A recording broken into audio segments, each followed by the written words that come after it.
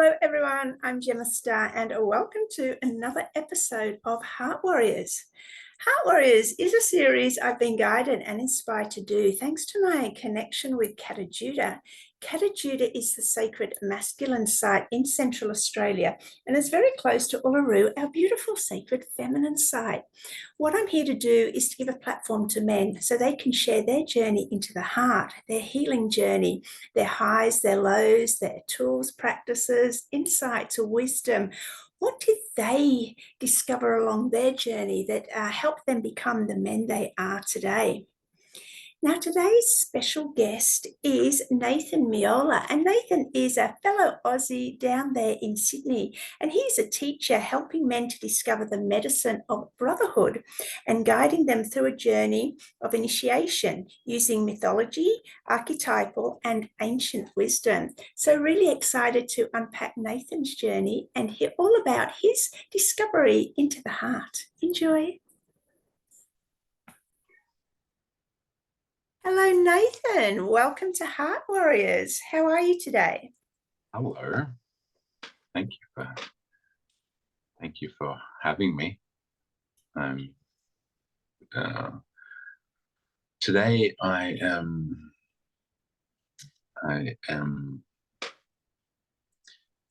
feeling I feel like I'm in a lot of magic at the moment. This experience of meeting people that I need to meet and having things come to me that I've been building foundations for a long time. I've got a vehicle. I haven't had a car for 2 years, and today I get to drive the van that I just bought, which is really exciting. And yeah, I'm feeling all of that today. That's wonderful. Yeah, so many exciting things happening for all of us. Nathan, let's find out a little bit about you. Who are you when you drop the title of teacher, and who's the man inside?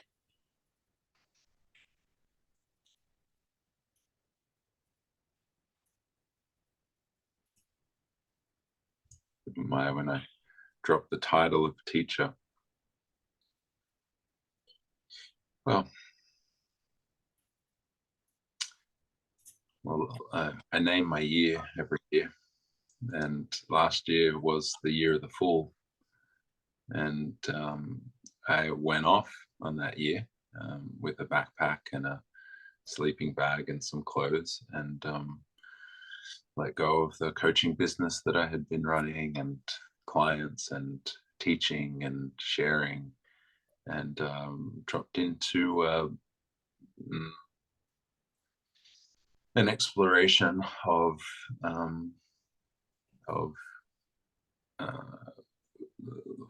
foolish wandering and beginner's mind and beginner's heart, and opening myself up to first time experiences and learning at the feet of elders, and keeping my mouth closed and ears open. And I am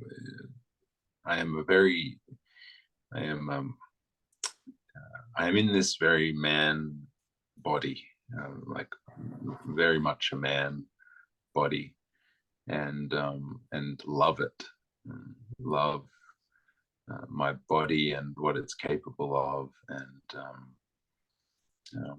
and love being a man,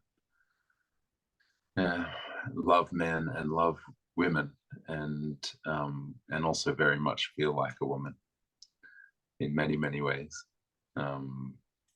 and that wonderful mix sits inside this very male body. And I love humans. Like I really just love I just love all of them, like not all of them, but all of what humans are, and their strangeness, and you know, amidst the feeling of being somewhat outside and not belonging, or from a different place, have come to this beautiful place of love and um, yeah, mm, Wonderful. yeah, Yeah, thank you. Yeah, I just like to get those insights, of the inner man. So let's see how you got to be here. What would you say was your greatest hurdle in childhood that you had to overcome?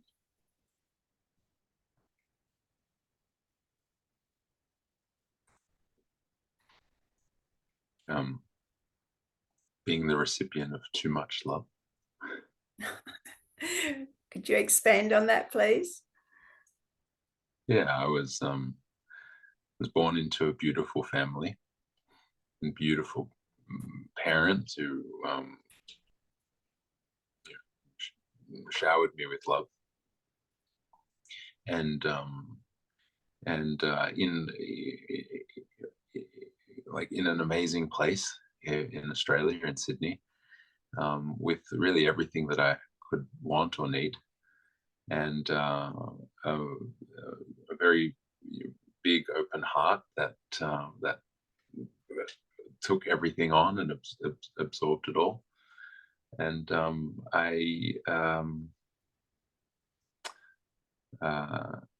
I, yeah, I mean, from the beginning, I began to grow physically, more and more overweight, and I went on that journey of growing the physical body um, to to a very very um, uncomfortable place. Yeah, uncomfortable place. Um, um, yeah, when I was 18, I weighed 250 kilos and wore a 9XL shirt. And I think this is the story Yeah. of that time in my life. And then after that, it was a, a life that was filled. So it was, discomfort and shame and insecurity for the first half of my life, and then the process of attempting to heal from that, lose weight, and find myself um, after all that. Who am I on this earth? Who is the soul, and what path is the soul asking to be walked? And what if I I was never overweight? What if I never had to lose weight? Who would I be? What would I say? What would I do? And that was yeah, that was the path. It's my entire life, and that's why I say the only real thing I can say is just being loved too much. Loved with food and all sorts of things. Yeah, this is a great this is great. I just want to open up this, if I may, Nathan. Now, I'm interested in why you say that. What do you call it? Do you call it you were obese, you were overweight? How do you refer to it? How would you like me to refer to it? Yeah, Just you can say obese, oversized. obesity. Yeah. Now, why do you correlate that to too much love? Well, I certainly didn't think of it that way for the majority of my life. It's how I can see it now. Um, eh, and what I mean by that is, like, it's really the only thing I can like complain about, if there's even a complaint of that. It's just attention and care, and like that kind of childhood of like protection um, and worry about, you know whether I would be okay or not, and things done for me. I've always, had people do things for me, to the point of not, you know learning how to do them myself. Many, many, many things like that. So from the beginning, people just loving me so much that they don't want to see me in pain, and wanting to help and wanting to give. And so what developed from that was my desire to be loved, and all that I would do in order to get that love and hold on to that love and to make sure that people didn't leave me was create a like uh, like a performance character of myself that was designed for each person um, to make sure that I was loved or liked. And so that was like a lot of lying, a lot of presenting a version of myself that I thought needed to be presented to each different person. And yeah, it's like I can look back now and see how my soul knew that I needed challenge that was big enough to overcome, that would train me for what was coming up in my life. And the thing that it came up with, or the thing that happened, was that story that I just told, the weight thing.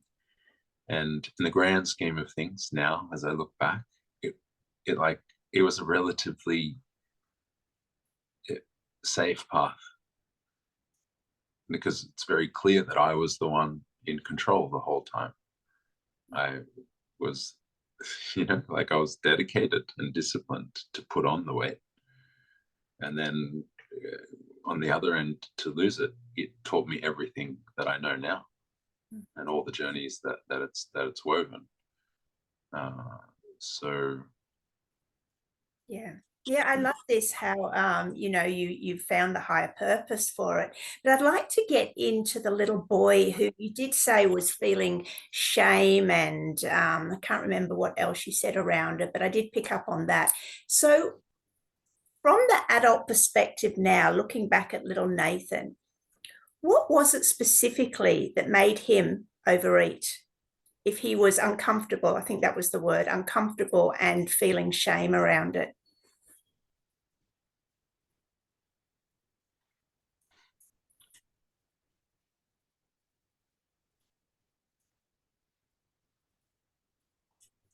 what made the little Nene? Little Nene, why did he keep eating if he was uncomfortable and feeling shame around it? Well, because he was uncomfortable and feeling shame around it. Okay. The reason I'm asking is because, I'm imagining there are some men watching it that have been through this process that might not have the understanding and awareness that you've already come to. So could you please speak to those men who, have had that, who either are overweight or, have been overweight? And what are you going to say to those men and encouraging them on their healing journey?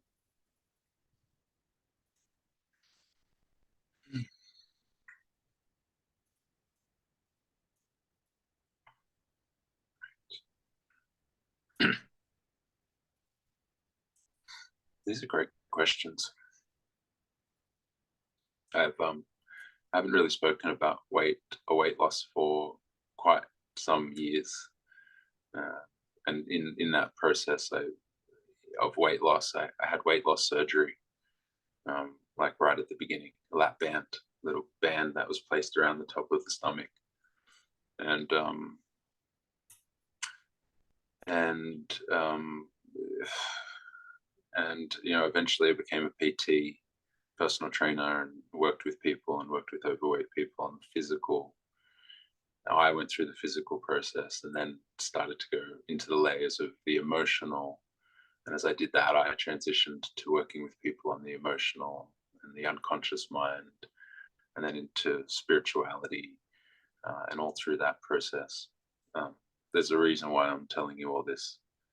And yeah, it's probably best to express to you now that that I operate in quite a mythic space, and so questions aren't so simple to answer.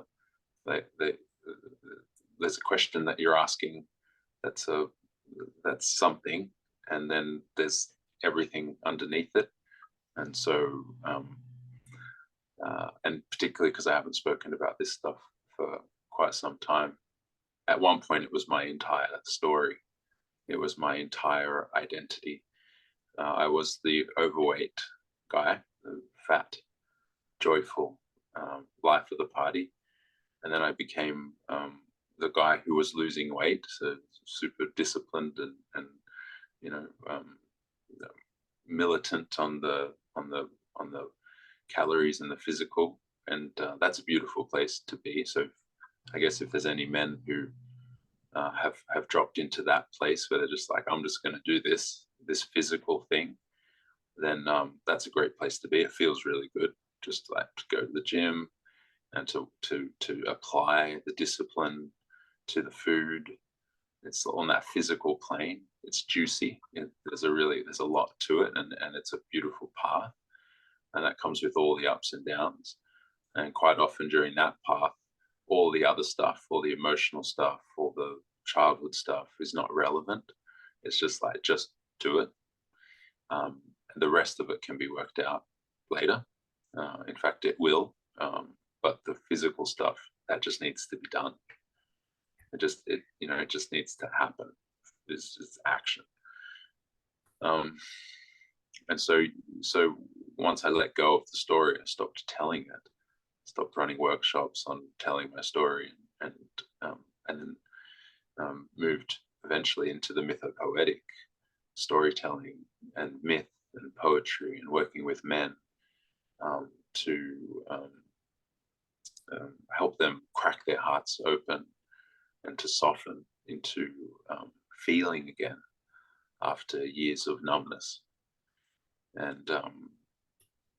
And so in that realm is the realm that I live, which is why I'm explaining that I live in quite a mythic lens, a mythic world where time is not linear, and there's a lot going on beneath the surface, in the invisible plane that we can't see. So there's other stuff going on for those men who are struggling with weight, struggling with anything, or living a life that are complex and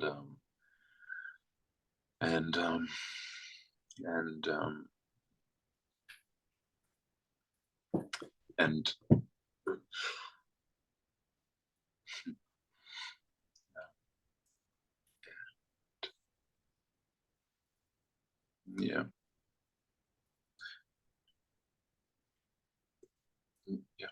Yeah, thank you. So we will move on from this subject, but I do have one last question, because I'm imagining that maybe there's a man who's really overweight and he feels shame going to the gym because he is so overweight, and there's all the fit men there pumping weights and everything. How does he just get over that one little hurdle of stepping into the gym the first time? Not little hurdle, massive hurdle, sorry.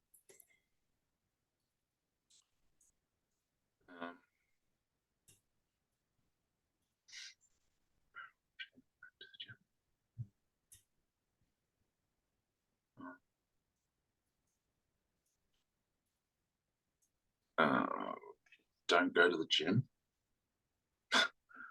Okay. Go, yeah. And I spent a lot of years in the gym, and now it all seems a bit strange to me, the whole process of it. So we go outside and walk, get your feet on the earth, and find discover an alternate pathway into the earth, into connection with the mother, and connection with the darkness within. These questions, like I said, they're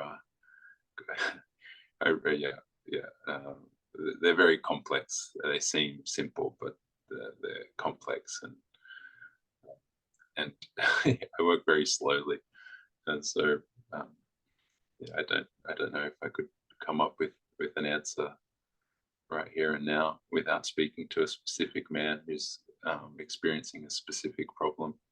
And yeah, I'm just responding to generalized questions about basically hypotheticals. So it's very difficult for me to answer. Okay, thank you. We will move on. I'll just explain, one of my reasons and inspiration around Heart Warriors is that men who have reached a certain part of their healing journey are now giving back to other men through their own personal experience. So this is why, I do ask specific questions around that, in case you were wondering. All right, let's move on. What is mythopoetry, the mythopoetic space? Oh, Now now, you're right. yay! Oh, that's telling me a lot. I've got this event coming up at the end of Feb, which is talking about weight loss and obesity from a mythic lens. And yeah, just in that moment, as I was answering those questions, I realized actually how little I desired to talk about weight loss and that whole thing. And so, yeah, I'm just noticing that within myself, and this maybe like a safety in going back to talking about weight, because it's been such a big part of my journey, and I really would like to share my perspectives on it. But the big piece for me, and the thing that has really just come alive in my life, is just so far beyond that story, and it is the story itself, and myth, and ancient wisdom. And it's come alive so deeply within me that I find it difficult to talk about anything else. So there will be a pathway back into that, where we started this conversation, through the mythopoetic, I'm sure, and we'll be aware of it when it comes. The mythopoetic is a term coined in the early 90s in response to the men's movement that arose from men like Robert Bly, who's an American author and poet, who wrote a book named Iron John. And that was an exploration of man and masculinity through the lens of a Grimm's Brothers fairy tale called Iron Hans. And it's a beautiful journey of exploration about moving from boyhood to manhood.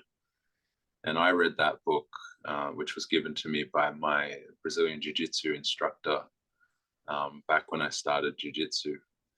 And it led me to reading more books for men and masculinity, including Manhood by Peter Biddle.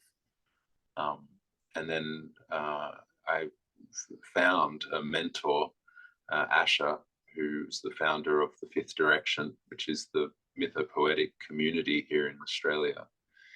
And in that time in my life, feeling a lack of elderhood and lack of elder males, and an inability really to trust men and older men, it became the pathway that opened up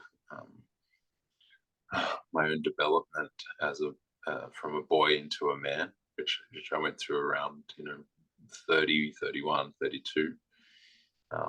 In many cultures that happens at 12 or 13 or whatnot. And so we exist in a society now where we have a lack of elders and a lack of men who are open to sharing the wisdom that they've accumulated.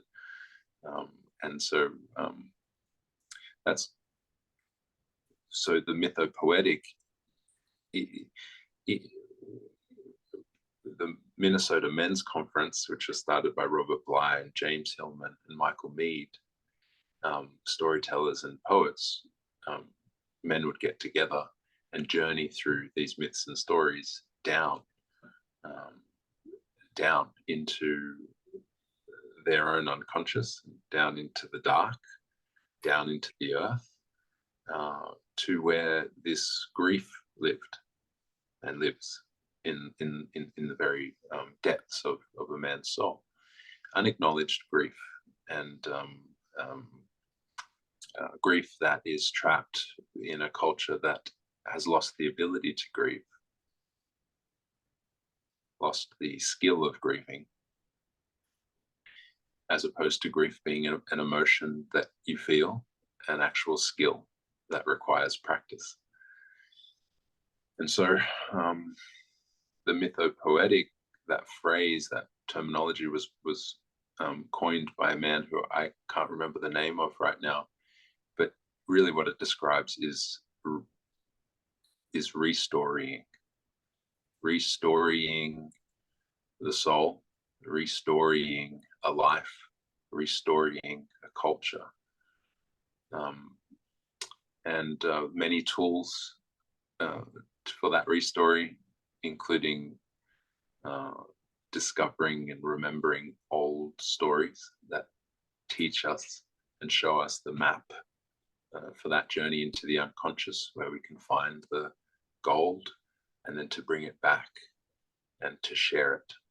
So what you're talking about with Heart Warriors is you're speaking to men who have been through that journey, right down to the depths, have discovered the gold and have come back with it, and who are now in the place where they are able to and willing to share that gold with their realm, with their kingdom.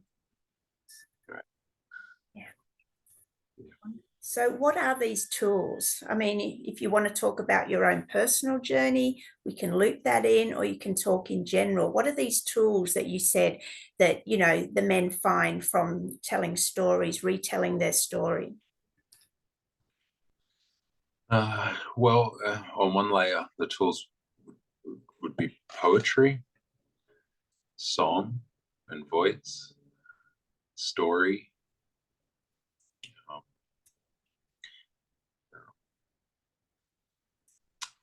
percussion, drumming, dancing,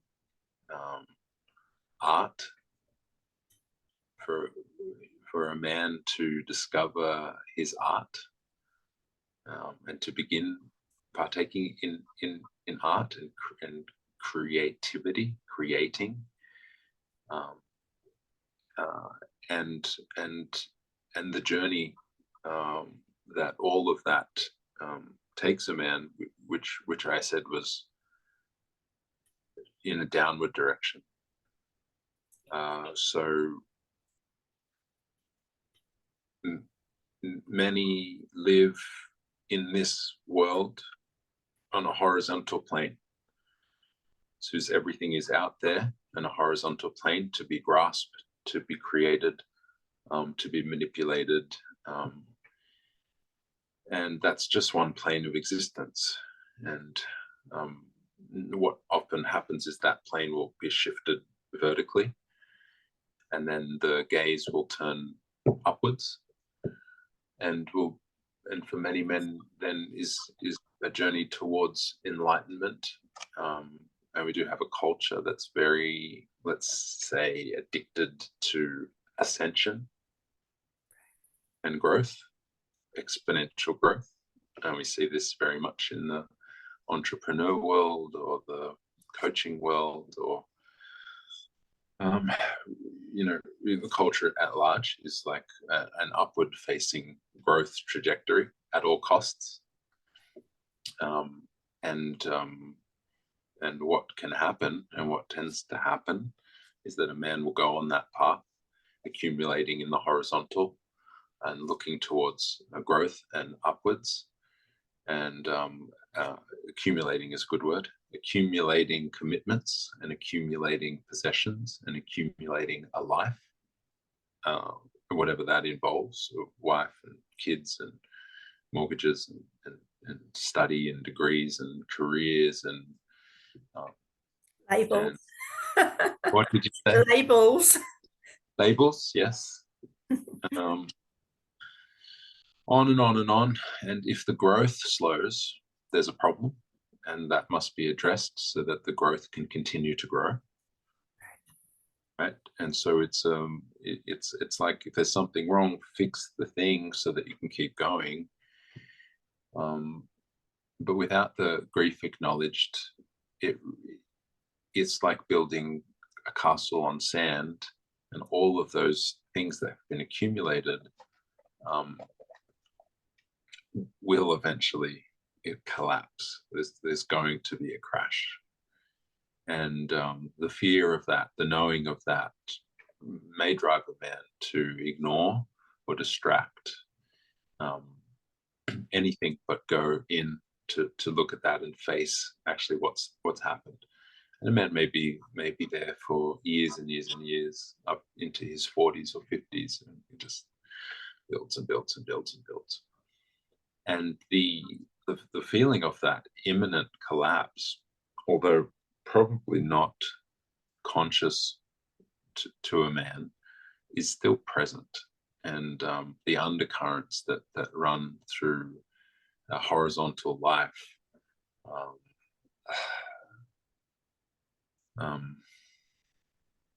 unacknowledged grief, pain, and hurt, and ancestral wounding, and parent stuff, and father stuff, and mother stuff, and all of that is in play. And so I'm talking about the tools, aren't I? That's okay. This is great. I love this. This really resonates. Please keep going. Yeah. Great. But you can tell I'm a storyteller and never answer a question straight. Okay. Oh yeah. Okay. Horizontal. So the tools in the mythopoetic enable a man to shift that orientation on its head. Instead of looking upwards, to look down and to look in, and to begin that journey of descent. And the descent is a very powerful and motif in stories and fairy tales. Descent into darkness, descent into the forbidden forest, descent into the forgotten well to reach the bottom, or down into the earth, or entering into a cave. And so when a man shifts his orientation and begins to look in and down, inevitably what he's going to find down there, well, God, what he's going to find? He's going to find like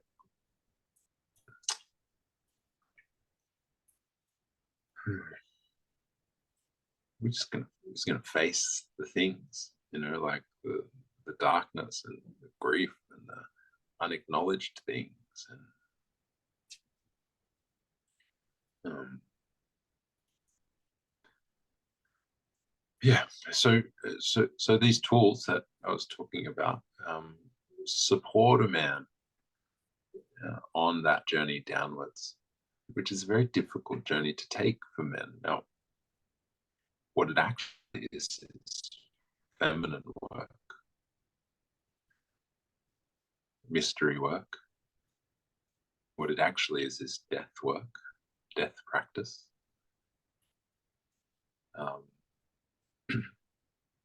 Facing the impermanence of all things, and and so men who have not yet done that work can have a great unconscious fear of the feminine within, the dark feminine, the shadow, the shadow feminine, and like Jung said that essentially the soul of a man is female and the soul of a woman is male. The man is the animus, the anima, and for a woman the animus. And this is like the shadow, he would call it. the shadow of a man is the entire experience of life through the feminine that he perhaps has never been able to glimpse or to experience. So it's a whole shadow thing. And that's why, you know, I started this by saying I feel very much like a woman a lot of the time, because I feel that I was asked a question once, is like, what has been the biggest development in your masculinity? And the answer that I gave at that time, I feel it's still relevant, is the maturing of the woman inside me, you know, and that has come through this downward earth, dark, moist work, you know. Yeah, this is great, Nathan.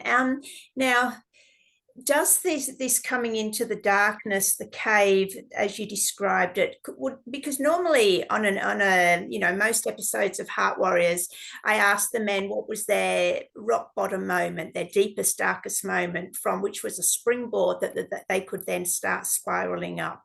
Is this what you mean when you say that, you know, the man has to go down into the darkness, into the cave, into death, metaphorical death? Can we correlate that with his rock bottom moment that then he starts spiraling up from? I guess so. Yeah. I guess so. And when you speak about a rock bottom moment, and the image that it conjures for me is hitting rock bottom after a great fall. Yeah. And it's incredibly painful and fracturing, and many don't survive it, you know, like off a bottom, and it can be the end of this human life, you know. And so that image of rock bottom is, for me, the image of a man who has not faced it, and has lived that life that we just talked about of accumulation until, you know, with his head in the sand, not willing to acknowledge that, or ask the question, is like, well, whose life is this that I have created? Who have I done this for? And all of these commitments are actually for other people. And where am I in this life? And to ignore that question for long enough for the crash to be thrust on him, so to speak, for the tsunami to crash, or for the fall, or the slip, or, you know, the crash, or whatever it is. And so rock bottom in that moment can be incredibly painful, and there is no guarantee that a man will spiral up from that, like you mentioned. You know, it's necessary, right, to hit that place, but does it need to be that painful? Well, who knows? For some, it probably needs to be painful enough for some change. But that journey of descent can be done consciously. And that's what I mean, right, is the conscious descent before the crash, you know, which means facing all of those things, and then actually going on the journey. And Robert Bly and these men will explain many different pathways of descent, right, you know. So are you suggesting this for that men who have maybe not hit that rock bottom moment? Because it's very apparent. I mean, your number, Heart Warrior 63. So I've interviewed 62 men before you, plus a few that didn't make it onto the YouTube. And I've also done, I think, 19 men speaks. So, and, you know, the theme has been them hitting this rock bottom moment. And then, you know, what they did to get out of that darkness led them into the heart, what you spoke of, finding the feminine, within the man. And I loved how you also expanded that into the creativity, that you made a point to say that there was the creativity that brought the men into the heart. So this is why, I'm sort of tying this into other episodes to see if it is as I understand, the general hero's journey. Are you speaking of that the men connect to that now before they hit rock bottom, if they haven't already gone there? Well, um, well, yeah. I mean, yes. If the men were to learn, to learn, or to embody, or to embrace this understanding and begin to the process of listening to myth and the tools of the mythopoetic, and understanding, grief and doing death work, and then looking at the hero's journey, and that the whole process, and understanding the non-linear nature of this life and time, and to grasp some concept of a path that is before them, that yes, includes a necessary descent. And what happens down there at the bottom of the well, there are great stories, beautiful old stories about descents, and one in particular, story called the Earth Gnome, where with the younger brother, in search of these three princesses who have gone missing, discovers that they are down at the bottom of a well, and he goes down there to save them, and saves them from the dragons that they have been captured by, and sends them up the well to his brothers, who then, as he's coming up, cut the rope, and they take the princesses and claim the reward, and the younger brother is left now at the bottom of the well with no way out, in the darkness. And they say he spends 4 weeks down there in this fairy tale. 4 weeks in this life could be 4 months, it could be 4 years, it could be 40 years that a man stays in the bottom of the well. And the piece of that story which I love is that he becomes accustomed to the dark. He begins walking on all fours. His hair grows into strange constellations, and his fingernails grow into, as they say, he becomes more animal than man. He becomes wild. This is like this reclaiming of the wild soul within, the indigenous one that lives within each of us. Because if we go back through our ancestry and our lineage, we go back all the way. We're all indigenous, and we're all displaced. So to reclaim that wildness from within often requires spending time in the dark. And many men are afraid to spend time in the dark. And that's why even in this story, the time spent in the dark was not by his choosing. The rope was cut, and there's no way out. So he's forced to be down there. And this beautiful moment in the story, where in all of the time wandering around the bottom, he discovers and finds and lays his hand on a flute. He finds a flute in the dark.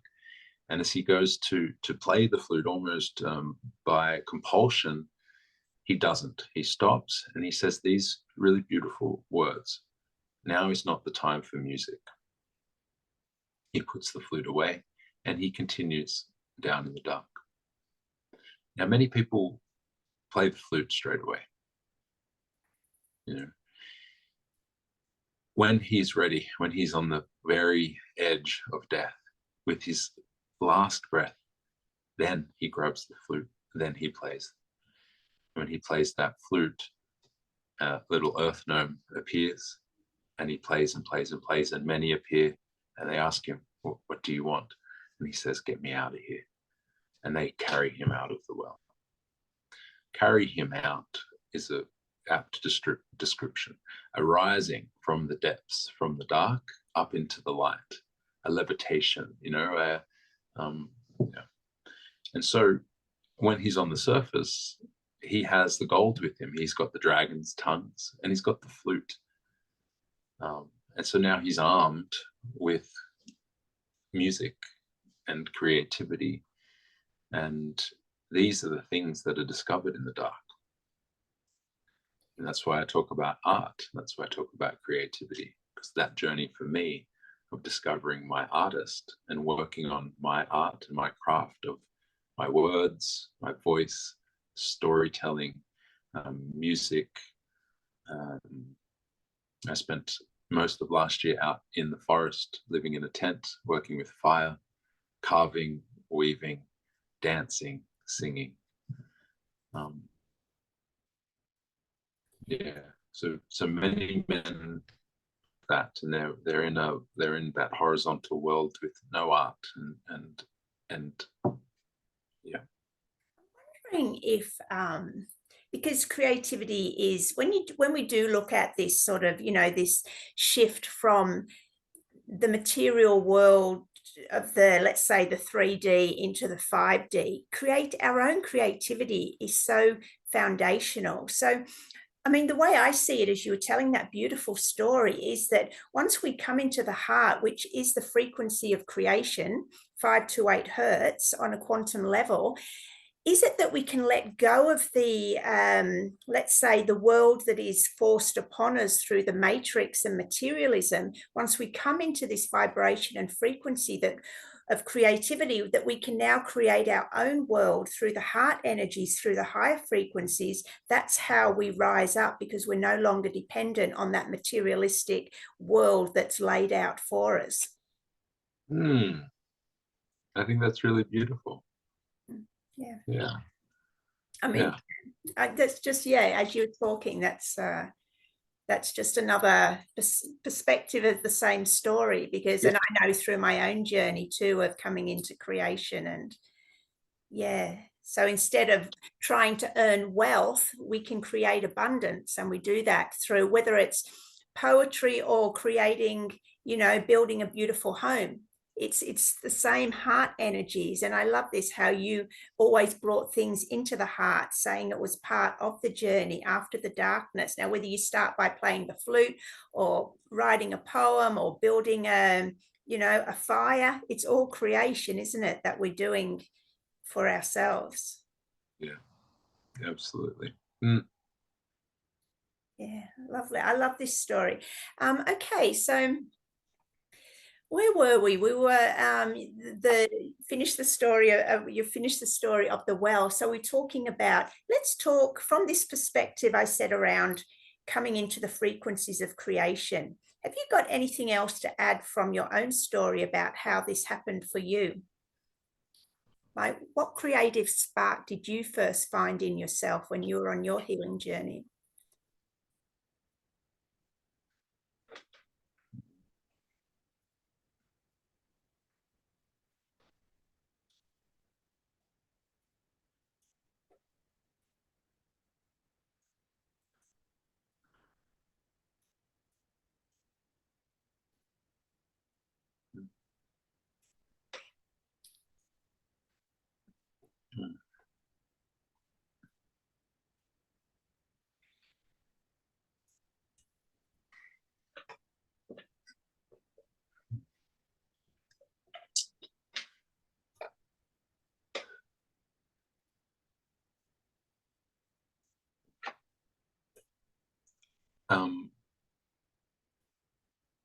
Story.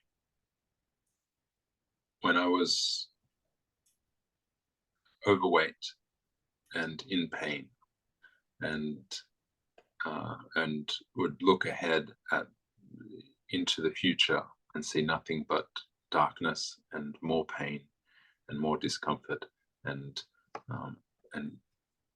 nothing else. There was a time where I was writing short stories and films, and I wrote a story about an overweight boy who discovered a magic pill, and who went home, took the pill, and went to sleep, and woke up and had lost all this weight, and woke up in his regular life just 100 kilos lighter. And it was an exploration then of what would that actually be like? You know, how, like, for instance, you wake up in the morning, realize that this has happened, the world's exactly the same. And so, you know, he opens the wardrobe and tries to find something to wear for the day, and everything is just like, you know, big, can't wear any of the clothes. What actually does that person, does that man, does that boy do at that point? How does he explain it to his mum who's downstairs? How does he explain it to his boss when he comes into work? It's like, no, it's really me.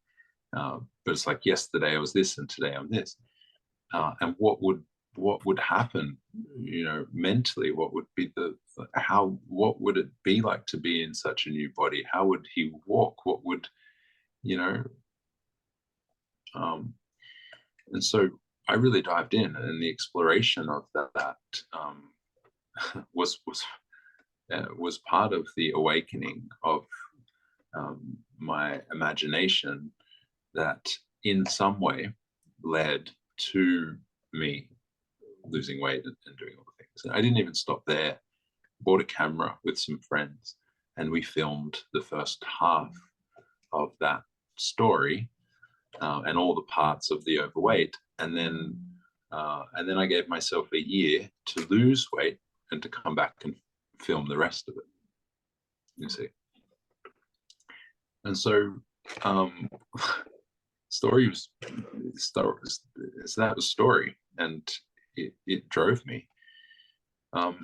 So story and the acknowledgement of story in my life, and the role that it had already played in, you know, being read stories by my mother and whatnot, awoke in me my imagination. And in the process of working with my imagination, and now it's a big part of what I do, is awakening the mythic imagination, so that we can open up to not just the visible but also the invisible, and really acknowledging that that is creation itself, that is art, and that is the way that humans are able to shift their reality from the inside out. And so in many ways, that was the beginning of the process, the journey that I've been on, which is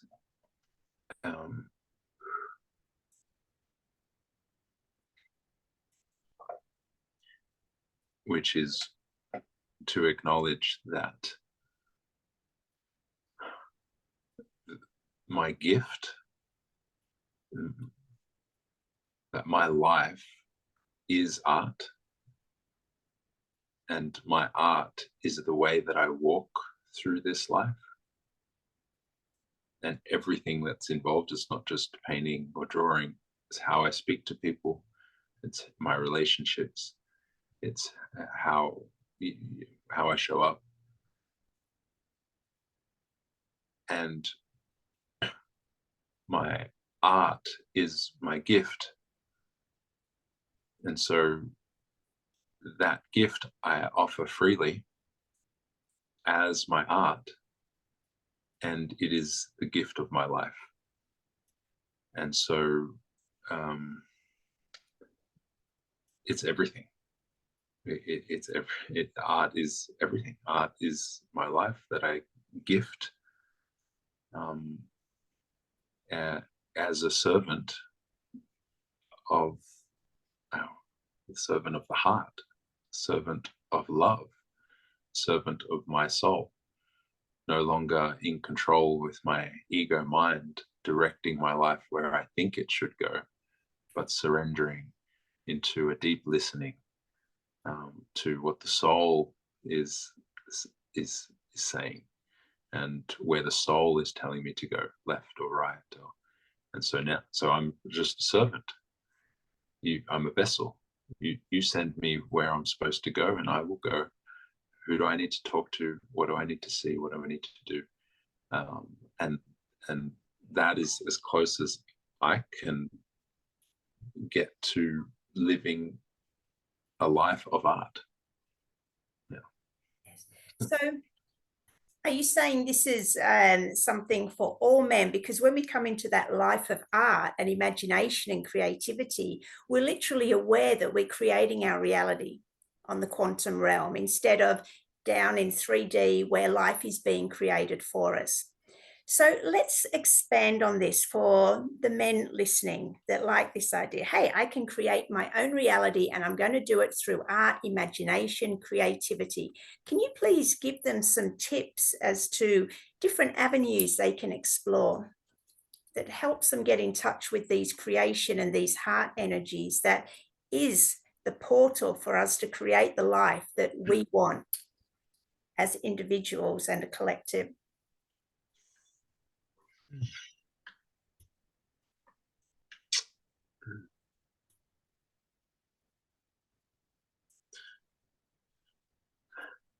We talked about a man who may have accumulated and built up many things in the, you would say, the 3D, the the horizontal plane, and there are there's a great in this culture, it's commitment is good and quitting is bad. Okay, and so a man will tend to just keep filling his life with commitments as a pathway to success. So it's like commit, commit, commit, but never quit. Right, and that's the message that keeps coming from the entrepreneur world. And if you want to win, don't quit, keep going. So we reward athletes for their dedication. We reward monetarily and financially successful people and CEOs and entrepreneurs, and so those commitments that build a man's life that have not been examined, has not been audited. I do a thing called commitment audit, which is like, let's look at all the commitments, all the way from marriage to job to children to the Netflix subscription, or the commitment, and then layers and layers and layers of the commitment to work on the body, and often a great big commitment to do whatever it takes to be better. Always this commitment, like, I've got to be better. What do I need to do to be good enough? Every problem in my life is simply a manifestation of me not being good enough and me not committing enough. So the solution is to commit more and quit less. So it's one direction. It's just like growing a building, and it's weight and it's pressure, and there's no space and there's no time. And in that place, there is no space to listen to the soul. The soul's voice is very quiet, and all of that is very loud. So,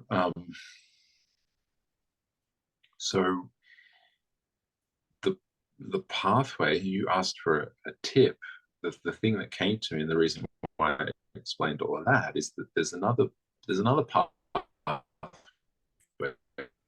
a little backdoor pathway into creating space in your life, which is to shift and flip the entire idea of quitting and committing, those two polarities, and to scramble them completely, and to understand that committing is not good and quitting is not bad, that actually they are both just two sides of a coin, and that both are necessary.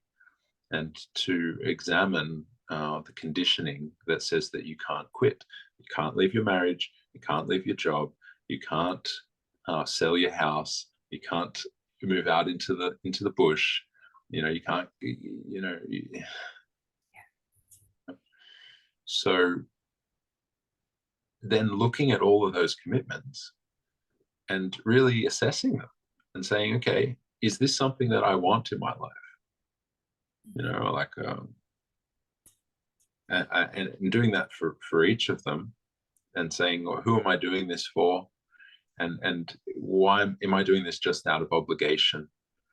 Right. And when I think about quitting, what comes up for me, and why is that such a horrendous prospect to quit? What will people think of me? I won't be a man. I'll be letting down my family, etc., etc. When the truth is that, well, one of the truths is that quitting takes an incredible amount of commitment, and it's not just quitting. In the act of quitting, you are also committing to something else. I like that.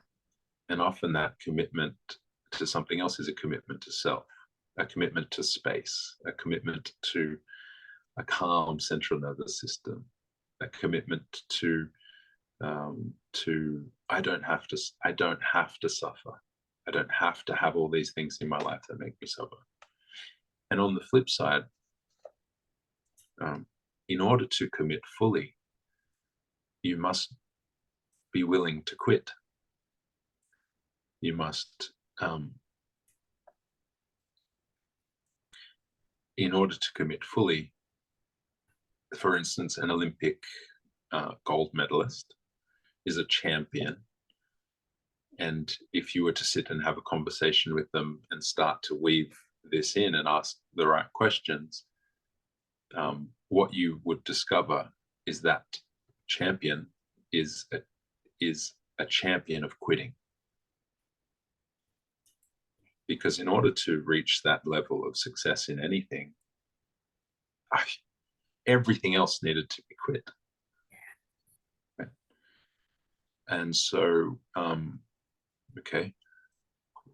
So by scrambling all of that and to having a look at the commitments in life, and then just choosing some to let go of, like the easy ones, the small ones, and to quit those things, and then to quit them like a champion, with love and with gratitude and appreciation, and to avoid cutting things out from a place of frustration, resentment, and like, I can't do this anymore, I quit, and putting, because if you do that, you put yourself, there's a void that's created, and that void must be filled with something else.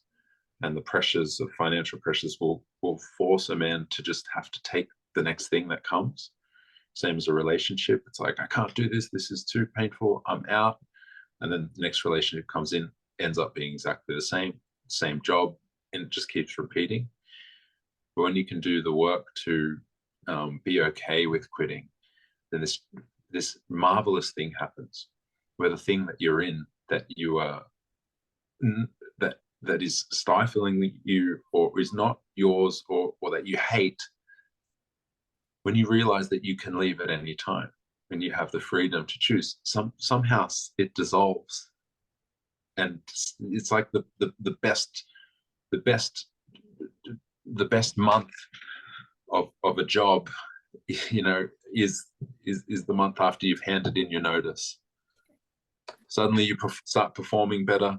Suddenly, you're getting along with all your coworkers. Suddenly you're getting praises from the boss about the work you're doing, but you're doing less. You're feeling better. You're enjoying your life more because you know it's ending. Right. And then the first month of a new job is the best as well. Right. Because it's new, and because you're learning, and because you're a beginner, and yeah. So when you quit like that, when you quit like a champion, and you let go of some of these commitments, then a space is created. And that space is a gentle space that is not a vacuum, that will not suck in the very next thing. And if you can then hold on to that space as if it was gold, and defend the space with your boundaries and with your no's, and focus on the no's rather than the yeses. This is another flip. If you can just focus on what's not you and clearly say no, then that space, you will hold that space. And that space is gold. And if you can hold that space within you for long enough, then the soul can breathe and the soul will be able to speak. And then in the silence that's contained within that space, you can begin to hear the whispers of the soul. And when you can hear the whispers of the soul, thank you, then you can begin to listen and to follow. And every time you follow, every time your intuition speaks and you follow, and it says no to this and you say no, the soul is bolstered a little bit, and then the voice is louder next time and stronger. And then continue to say no, continue to cultivate space, hold the space, and see what can happen through that process of space creation, that will allow then, that's why that's why I said all of that, which then will allow a space for art and creativity to emerge. Yes. Yeah.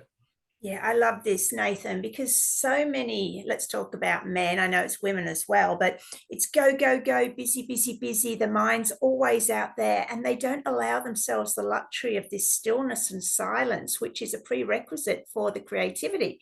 Now, we could talk about an agenda that keeps humanity purposely in that energetic frequency of go, go, go, and don't look inwards. But that might be for another story, but just to bring awareness around it. Now, I loved how you started that little bit off by saying to be aware of programming and conditioning. Who are we or men doing everything for? Because men might think, oh, I've got it all, I've got a beautiful house, a family, blah, blah, blah, go on holidays, got the boat, but why aren't I happy? And then they might realize, well, actually it's not those things that make me happy, or I'm doing it for someone else. And when they really examine the programming and conditioning that we're taught, that if you've got a certain exterior lifestyle, you should be happy, and that's what most people aim for. And then there's the delusion that when you've got it, well, I'm not actually happy. So from my understanding of what you said, that was a great breakdown of that. Have I got it right? I would say so. Yes, I would say so. Yeah. Yeah. Yes. Absolutely. Yep. Yeah. And one of the ways of descent that we might talk about is that classic idea of a man giving everything away and going wandering.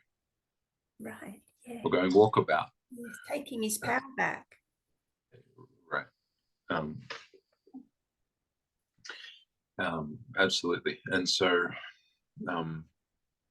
there's so many threads that I could pull on in that, in what you just said. I think it's beautiful the way that you put it. Take his power back. Take his power back is also linked to what I was talking about space, and the space and the creativity. It all really links together. And we say, the hero's journey starts with a call and the refusal of the call. And the refusal of the call may go on for a lifetime, but when the call is accepted, then the boy must step out across the threshold and into the unknown. So that's happening all the time for men, but they may not know it, And so as they start to listen to these stories and open up to this way, they can acknowledge that, hey, like, I am dragging rotting corpses from the past along with me. And because of my inability to quit, my inability to let go, my inability to surrender, I'm dragging all of those old rotting corpses everywhere I go, and it stinks, and people can smell it. And so what would life be like if you could let go of the rotting corpses, uh, and shed the skin.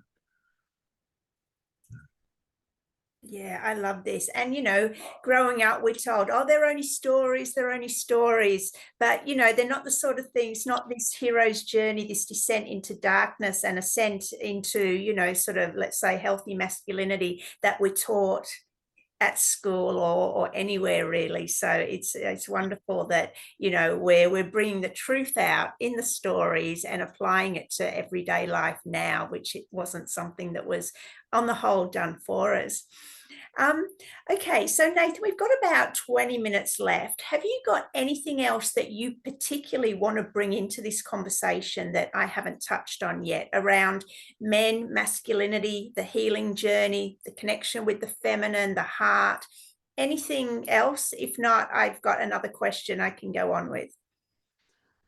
What came to me then as you were speaking, which is quite rare, something to come so clearly, was some of the perspectives that I hold in my life, and we could just enter into those very delicately. One of them would be slowness. Yeah, so being slow. Um,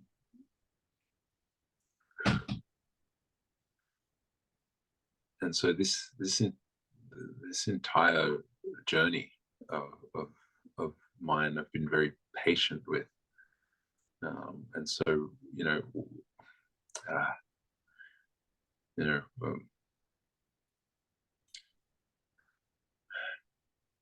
softness. Softness is really big for me. Is strength within softness, and all of that we've already spoken about is um,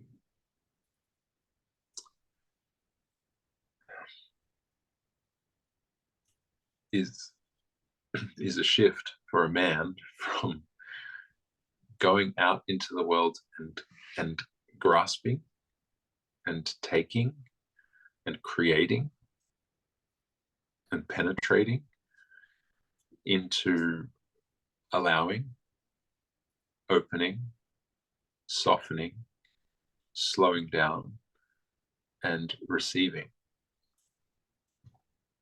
It's an entire shift, an entire other half.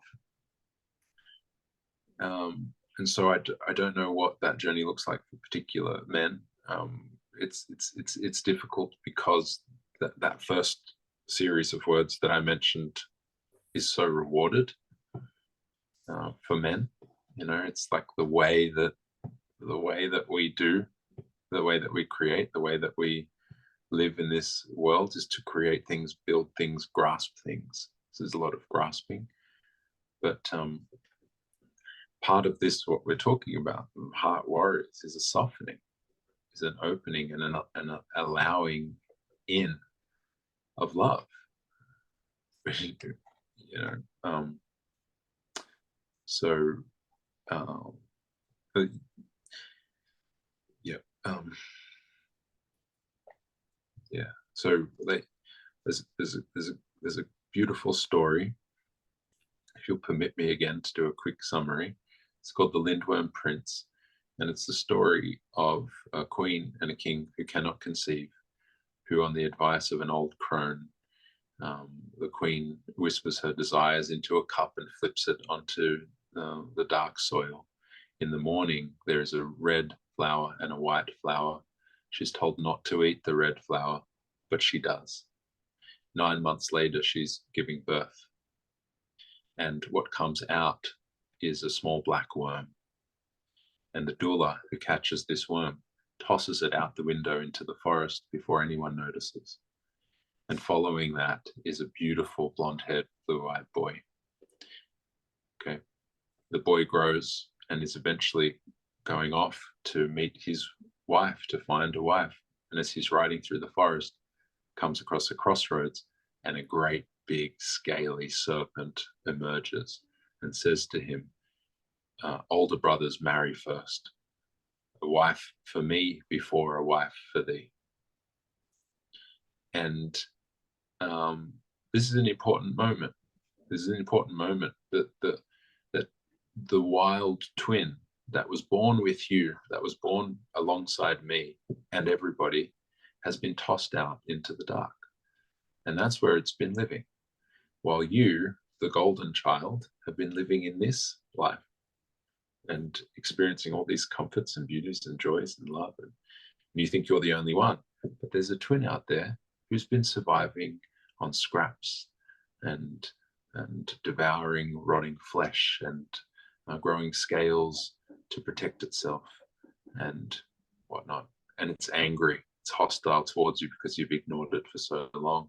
So what do you do at that point? What the story tells us is that we must court that wild twin back home.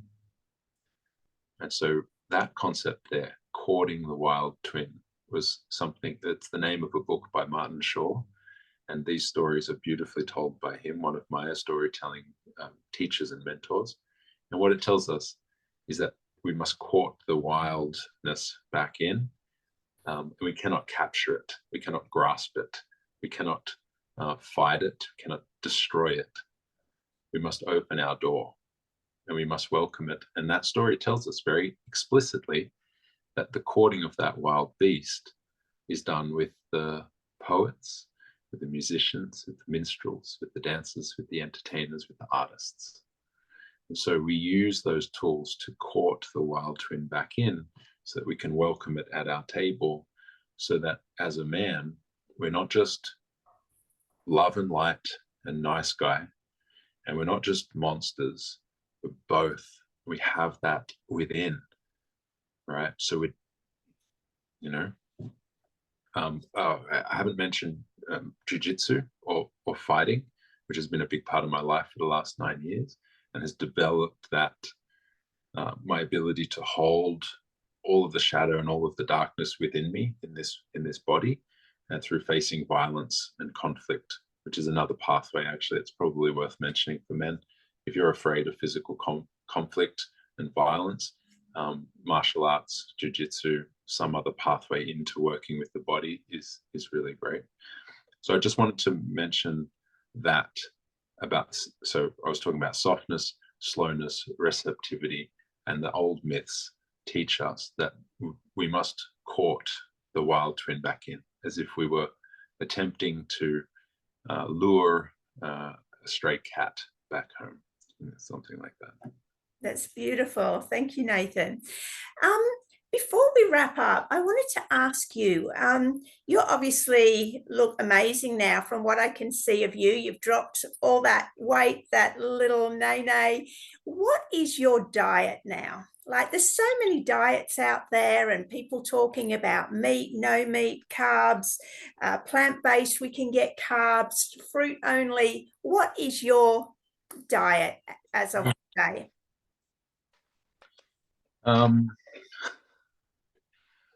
Anything and everything. Yeah. I've been through such a journey with food and diets and counting calories and 15 years of having a band around my stomach that prevented me from eating most foods or a lot of foods. And after all of that, and plus last year was living out in the forest where we're eating fresh organic fruit and vegetables and grass-fed beef or grass-fed meat. And the other part of that was we were living in a village and we were cooking for each other on the fire, the same fire that we sat around and shared our gratitudes around, the same fire that we told our stories around, the same fire that held us through cold nights and rains, and then we would eat together at the same time each day and share those meals. And the amount of energy and time I have spent in my life thinking about food, worrying about food, altering my intake and shifting it based on what other people say to do what to eat, when to eat, how to eat, right? Which is all those things. I've done them all, and they were all useful at the time. But the joy that I feel now, um, I got the lap band taken out after 15 years, and I was terrified that I would have to face those demons again, the demons that would cause me to overeat and put on weight. And what I found was that one morning I made pancakes, less than a week after I got it taken out. I made pancakes, something I hadn't done for a long time. And I sat down and I ate the pancakes, and the first bite was like it was the first bite I'd had for 15 years that wasn't painful. And so it was I was joyful at eating this pancake, and I was like, wow, this feels like the correct orientation for food, this reverence and joy and gratitude that I felt. And so I could eat again without pain, and my appetite came back, and I started to explore food and really build a relationship with food that was based on reverence and respect and love, not abuse. A beautiful relationship with food. And so I love food, not the same kind of love that many obese people will say. I was like, the reason I'm fat is because I love food. Like, no, it's not love. Right? So I love food, and I also have now within me this deep embodiment of the immeasurable aspects of food that can't be counted in calories or protein or carbs or fat or macro or micronutrients, or the effect that food has on the body. The invisible side is like what I bring to it and what intention I hold for the food, what I'm choosing to eat, and acknowledging also that I am in control of the food that I eat, and that there are consequences for eating all foods, and that if I remember deeply that I am choosing, then I'm very empowered in that, and I can handle any consequences, as opposed to I'm at the mercy of food, I'm at the mercy of some other diet, and these particular foods have a particular effect, and if I eat them, that's bad, and there's guilt and there's shame. Or the food doesn't have any of that. We bring it to the food. So to be through all of that means I have the incredible joy of enjoying the food that I want to eat, that's good for my body, and so my diet is what do I feel like in this moment? My diet is tuning in with that space within, with the soul, and the intuitive nature of my body, which will tell me when I need to eat, what I would like to eat, and trusting my wants. If I want to eat chocolate, then I trust that, and I go and eat some chocolate. And that goes for everything, while maintaining awareness. I think there's no food that's bad, and food is not the dangerous part. The danger is when there's no awareness, unconscious, and that's true for everything. Sex is not dangerous. Unconscious sex is dangerous. Drinking alcohol is not dangerous. Unconscious drinking, etc., etc. So that's a little bit of my diet now. The other part is how I train my body. That's another part. So it all fits together. Feet on the earth. Like there's a whole aspect of like the physical that we can look at that's more than just about food. But it's very easeful in my life now, very intuitive. And I don't think about food a lot. I don't worry about it. I eat when I'm hungry. And sometimes I don't eat, I don't eat all day and have dinner or, yeah. Yes, amazing. That sounds wonderful. Thank you, Nathan. Where can people find you? Social media, Facebook, Nathan Meola, Instagram, Nathan Meola or Bear Heart. Reach out and say hello. Social media is probably the best place. Yeah, I'll put all those links below.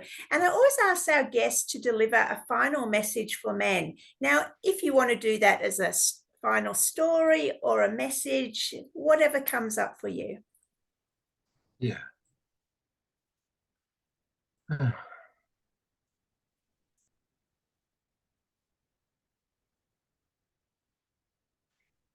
Yeah, well, you beautiful women have this physiological cycle that you get to explore infinitely through a lifetime of self-study. And men don't have that same physiological cycle to teach us about life and death and birth and letting go. So the for the man is to bring awareness to the cycles that do exist within him, and to understand that many of our cycles are facilitated by ceremony and ritual. And as so for a man to turn his gaze toward the acknowledgement that he is a he is capable of creating and holding sacred space, and that sacred space is a ceremony that allows the potential for healing, both for himself and for those who are under his care.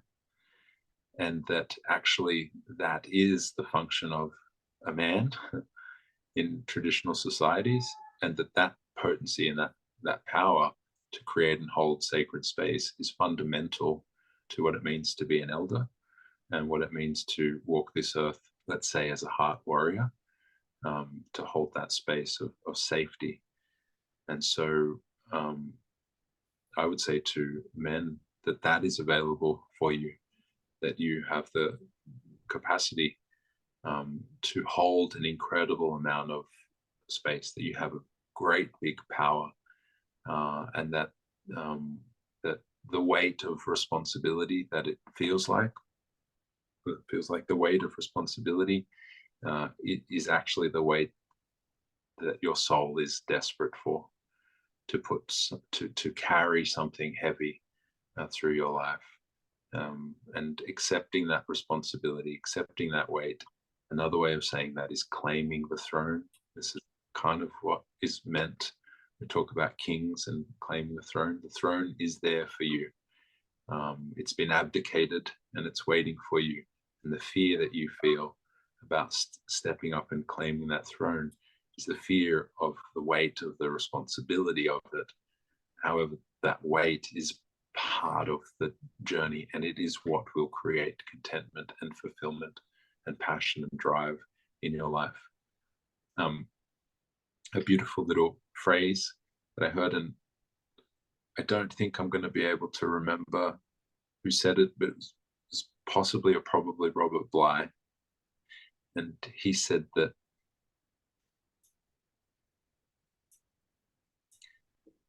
if you claim the throne, that, oh God,